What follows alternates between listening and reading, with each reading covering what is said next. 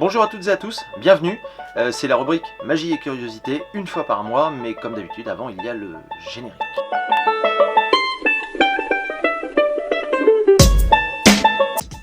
Alors effectivement, une fois par mois, je dévoile, pas des grands secrets, mais des petits tours qui peuvent vous permettre de débuter et surtout de vous donner envie de faire de la magie et surtout d'approfondir. Ces tours, je les publie dans l'hebdomadaire le 7, qui paraît sur Poitiers sur Châtellerault, mais vous tous les abonnés qui êtes là présents, je vous remercie d'ailleurs de votre soutien, et bien vous pouvez profiter de ces petits tours pour vous amuser en famille et entre amis. Mais sans plus attendre, le premier tour qui s'appelle 3/4. Tenez, vous vous souvenez, ça se passe sur le tapis, approchez-vous. Alors nous avons donc ici un jeu de cartes, d'accord. Ok, on peut le mélanger, ça c'est pas un problème. Voilà, ok. Très bien. Donc un spectateur va choisir une carte. Donc le spectateur vous dit stop ici, ok, on coupe. Il regarde la carte, très bien, on la perd dans le jeu, comme ça. Voilà. Et vous dites ok, moi j'ai fait une prédiction, vous avez vu au fait, ah oui c'est vrai, je vous avais pas dit avant, ici j'ai une prédiction. Est-ce que vous vous souvenez de votre carte? Donc quel était le nom de votre carte? Donc le spectateur vous dit le nom de sa carte, en l'occurrence là c'était le 7 de cœur je crois. Ça tombe bien parce que voyez-vous, j'avais prévu, d'accord, oui, bon c'est pas mal, cela dit, 9 de cœur, c'est assez proche, non? Ouais, c'est 7 de cœur. Cela dit, regardez, si on sort la carte et qu'on la met là, on fait 1, 2, 3, 4, 5, 6, 7. Non mais je savais vraiment que vous aviez choisi le 7 de cœur parce que regardez ce que j'ai mis dans l'enveloppe. Si on met le doigt ici, on a bien 1, 2, 3, 4, 5, 6, 7 de cœur. Voilà. Incroyable, n'est-ce pas? Mais comment cela peut être possible? Eh bien, vous allez voir, c'est très très simple. Alors, explication. Vous allez avoir besoin d'une vieille carte, d'accord, un 9 de cœur par exemple, ou un 9 de carreau, un 9 de trèfle ou un 9 de pique, bref. Vous le découpez, vous faites sauter, c'est-à-dire cette partie-là, d'accord. En fait, vous faites sauter 2 points au ciseau. Cette partie-là, vous n'en avez plus besoin, donc on la jette. Ok. Puis vous glissez votre carte dans l'enveloppe comme ceci. Vous refermez l'enveloppe sans la cacheter et vous la posez sur la table.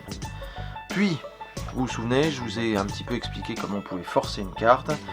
Donc vous forcez le 7 de cœur, évidemment si vous avez mis le 9 de cœur, coupé. Si vous avez mis le 9 de pique, c'est le 7 de pique qu'il faut forcer, bien sûr. Ok, très bien. Donc vous forcez cette carte, d'accord, donc forçage à l'effeuillage, ça peut être forçage, le forçage en croix, comme je vous avais expliqué une fois, d'accord. Voilà, donc bref, vous forcez votre 7 de cœur, vous perdez la carte dans le jeu, et c'est fini, ça y est. C'est terminé. Maintenant, c'est que de la comédie. C'est-à-dire que vous sortez, vous dites, ok, ma prédiction, c'était le... Alors, sans sortir complètement la carte, il faut faire durer le suspense, vous mettez le doigt là, vous stoppez, c'est le 9 de cœur. Non? C'était pas ça, votre carte? Alors, voilà, etc. Blablabla. Et vous dites, je le savais, clac. Effet de surprise. Vous mettez le doigt là, et vous dites, regardez, 1, 2, 3, 4, 5, 6, 7. Rigolo, n'est-ce pas? C'est plutôt sympa, oui, et puis vous verrez, ça fait aussi un peu un genre de gag magique. Allez, tour suivant. Alors, le compte est bon. Ah, le compte est bon. Ça, vous allez voir, c'est pas mal du tout. Tenez, c'est évidemment encore avec un jeu de cartes. Approchez-vous. Alors, le compte est bon. Comment ça se passe? Eh bien, vous avez donc un jeu de cartes que vous pouvez montrer à vos spectateurs, que vous pouvez mélanger, n'est-ce pas? Comme ceci, voilà. Et même couper. Alors, vous allez dire au spectateur, tiens, tu vas couper, d'accord, comme tu veux, un nombre de cartes, et tu gardes ces cartes en main. D'accord, donc vous tenez le jeu, le spectateur coupe, d'accord, et vous êtes en mesure, je dis bien vous êtes en mesure de lui annoncer combien de cartes il y a ici. Si, je vous assure. Alors vous vous concentrez, dites ok, je pense qu'il y a 23 cartes. Ouais, je pense qu'il y a 23 cartes. Le spectateur sera surpris, et pourtant si vous comptez, il y a bien 1, 2, 3, 4, 5, 6, 7, 8, 9, 10, 11, 12, 13, 14, 15, 16, 17, 18, 19, 20, 21, 22 et 23 cartes. Vous pouvez le refaire, tenez, regardez bien. Vous lui faites recouper un peu moins de cartes. Ok, un peu moins de cartes si vous voulez.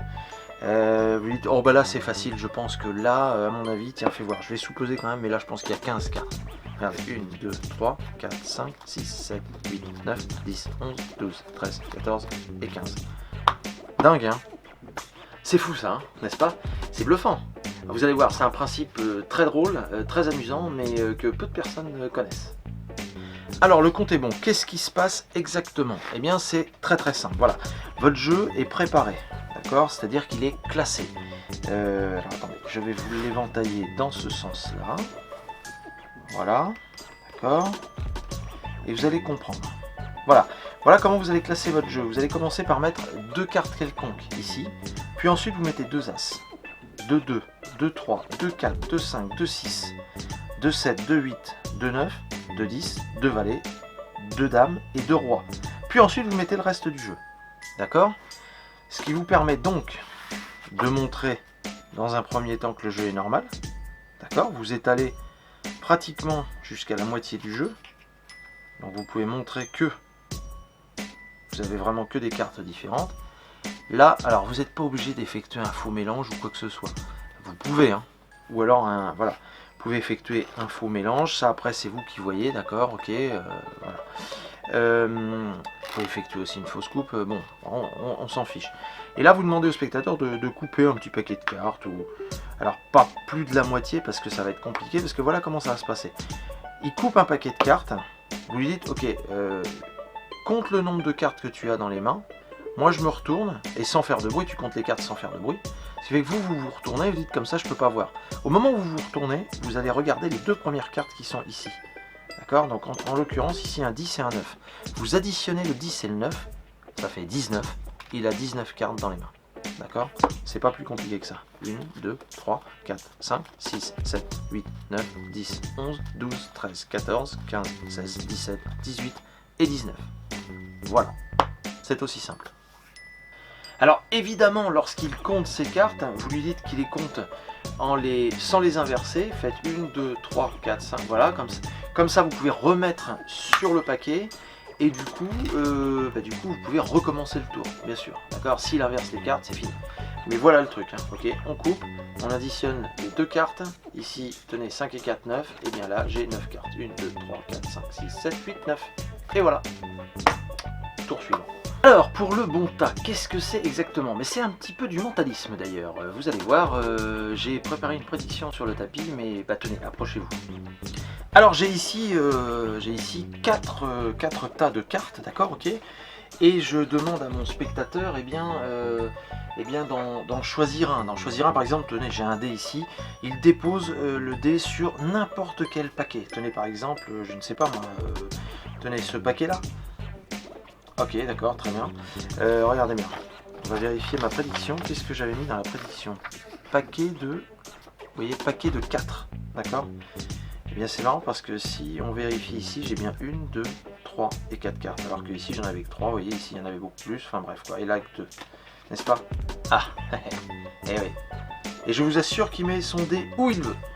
Alors le bon tas, comment ça fonctionne? Je vous l'ai dit, c'est du mentalisme. C'est du mentalisme et en fait, vous allez très vite comprendre puisque c'est ce qu'on appelle un tour avec des sorties multiples. Vous allez voir, approchez-vous. Eh bien, vous allez voir, c'est très simple. Voilà.